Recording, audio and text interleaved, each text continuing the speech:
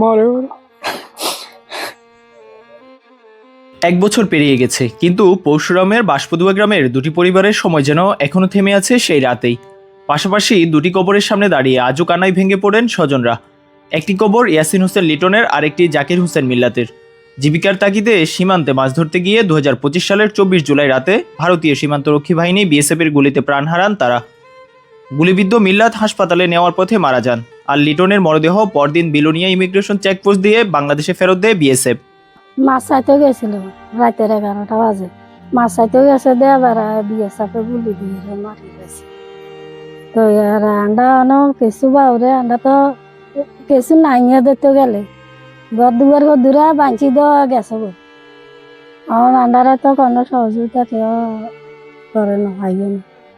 লিটনের মৃত্যুর পর ভেঙে পড়েন 4 সন্তান নিয়ে তার পরিবার। নিজের কোনো ঘর ছিল না। স্ত্রী আনোয়ারা বেগম সন্তানদের নিয়ে বাবার বাড়িতে আশ্রয় নেন। এখন মানুষের বাড়িতে কাজ করেই কোনো মতে সংসার চালান। প্রতিবেশীরা জানান, স্বামীর কবর দেখতে এলে কিছুক্ষণ নীরবে দাঁড়িয়ে থাকেন তিনি, তারপর চোখের জল লুকিয়ে ফিরে যান। তখন তো এখানে আসিল, এ মারা গেছে, এর 5 দিনেতে ঘাটতে চলে গেছে, যে হুত লই চলে গেছে ওই সবে। অন্ত এই খাদ্য হারান না দে খাওয়াবো কেন হিনতে কেন, এই জন্য চলে গেছে। ওখানে অনেক বাপের বাড়িতে আছে। অন্যদিকে পরিবারের হাল ধরার তরুণ মিল্লাতের স্বপ্নও থেমে যায় সীমান্তের গুলিতে। আজও প্রায় প্রতিদিন ছেলের কবরের পাশে যান বাবা মোহাম্মদ ইউসুফ। তার কণ্ঠে শুধু একটাই আক্ষেপ, ছেলেকে ভুলতে পারি না। মা ফারমিন আক্তারের চোখেও এখনো ভাসে সেই রাতের স্মৃতি। হাসপাতালে নেওয়ার পথে মা মা বলতে বলতে ছেলের শেষ নিঃশ্বাসের দৃশ্য। জাকির হোসেন মিলাদ বিএসএফের গুলিতে মাছ চাইতে গেছিল, মারা গেছে। আমার ছেলে এই মিলাদন মারার গিয়ে মানে কবর ডেলি কান্দি